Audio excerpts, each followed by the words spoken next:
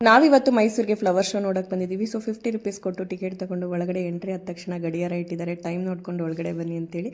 ಅದ್ರ ಪಕ್ಕದಲ್ಲೇ ಒಂದು ವೀಣೆ ಕೂಡ ಮಾಡಿದ್ದಾರೆ. ಹಾಗೆ ಸರ್ಕಾರದಿಂದ ಏನೆಲ್ಲ ಫ್ರೀ ಕೊಡ್ತಿದ್ದಾರೆ ಅದನ್ನು ಕೂಡ ಅರೇಂಜ್ ಮಾಡಿದ್ದಾರೆ. ಬಸ್ಸು ಮತ್ತು ಗೃಹಜ್ಯೋತಿ, ಗೃಹಲಕ್ಷ್ಮಿ ಎಲ್ಲ ಕೂಡ.